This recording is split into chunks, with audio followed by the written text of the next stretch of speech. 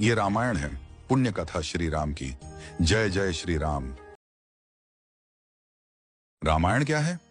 एक रात की बात है। माता कौशल्या जी को सोते में अपने महल की छत पर किसी के चलने की आहट सुनाई दी। नींद खुल गई। पूछा कौन है? मालूम पड़ा श्रुतकीर्ति जी, सबसे छोटी बहू, शत्रुघ्न जी की पत्नी। माता कौशल्या जी ने उन्हें नीचे बुलाया। श्रुतकीर्ति जी आई, चरणों में प्रणाम कर खड़ी रह गईं। माता कौशल्या जी ने पूछा, श्रुति, इतनी रात को अकेली छत पर क्या कर रही हो बेटी? क्या नींद नहीं आ रही? शत्रुघ्न कहाँ है?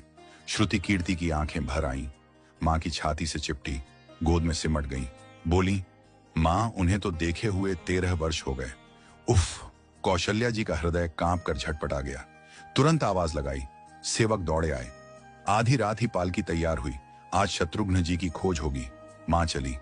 आपको मालूम है शत्रुघ्न जी कहां मिले?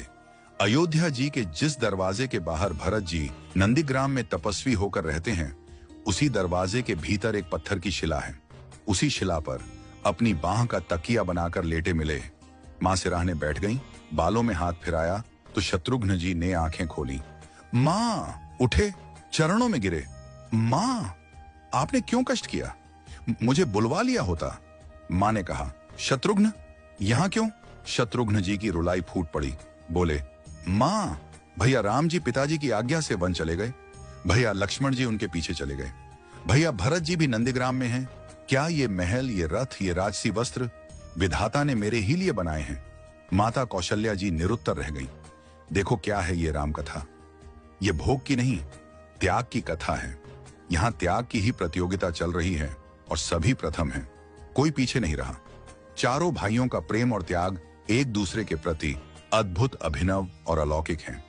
रामायण जीवन जीने की सबसे उत्तम शिक्षा देती है। भगवान राम को 14 वर्ष का वनवास हुआ तो उनकी पत्नी सीता मैया ने भी सहर्ष वनवास स्वीकार कर लिया। परंतु बचपन से ही बड़े भाई की सेवा में रहने वाले लक्ष्मण जी कैसे राम जी से दूर हो जाते?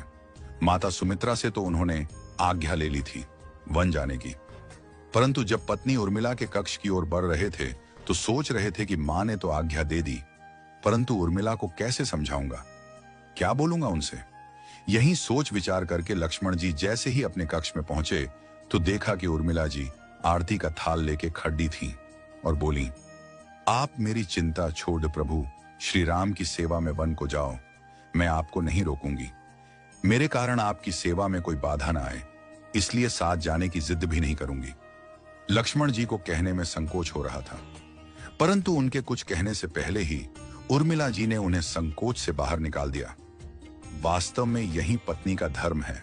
पति संकोच में पड़े उससे पहले ही पत्नी उसके मन की बात जानकर उसे संकोच से बाहर कर दे। लक्ष्मण जी चले गए, परंतु 14 वर्ष तक उर्मिला ने एक तपस्विनी की भांति कठोर तप किया।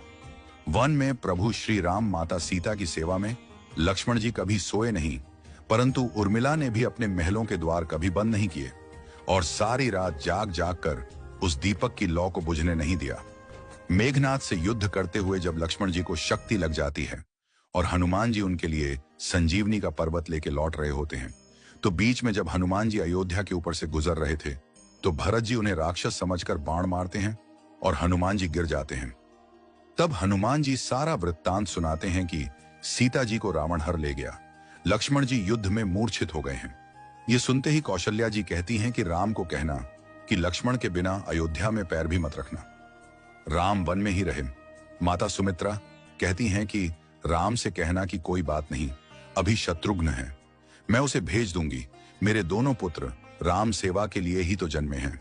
माताओं का प्रेम देखकर हनुमान जी की आंखों से अश्रुधारा बह रही थी, परंतु जब उन्होंने उर्मिला जी को देखा तो सोचने लगे कि यह क्यों एकदम शांत और प्रसन्न खड़ी है। क्या इन्हें अपनी पति के प्राणों की कोई चिंता नहीं? हनुमान जी पूछते हैं, देवी, आपकी प्रसन्नता का कारण क्या है? आपके पति के प्राण संकट में हैं। सूर्य उदित होते ही सूर्य कुल का दीपक बुझ जाएगा।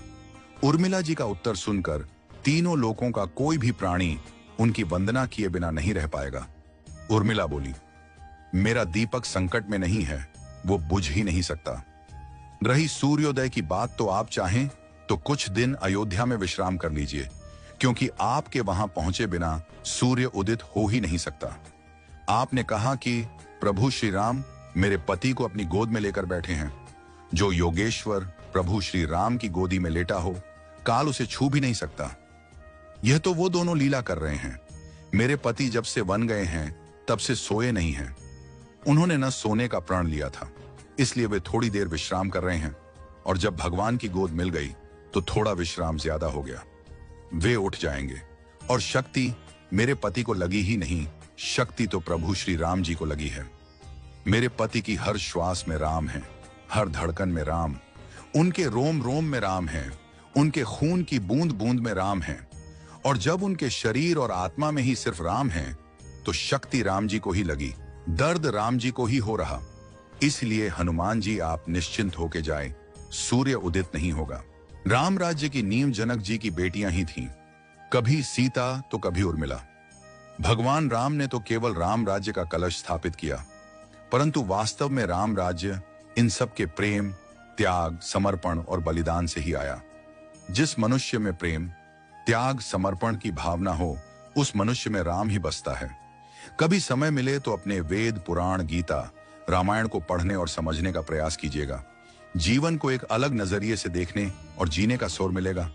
लक्ष्मण सा भाई हो, कौशल्या माई हो, स्वामी तुम जैसा मेरा रघुराय हो, नगरी हो अयोध्या सी, रघुकुल सा घराना हो, चरण हो राघव के जहां मेरा ठिकाना हो त्याग भरत जैसा, सीता सी नारी हो, लवकुश के जैसी संतान हमारी हो, श्रद्धा हो श्रवण जैसी, सबरी सी भक्ति हो, हनुमत के जैसी निष्ठा और शक्ति हो। ये रामायण है, पुण्य कथा श्री राम की। जय जय श्री राम।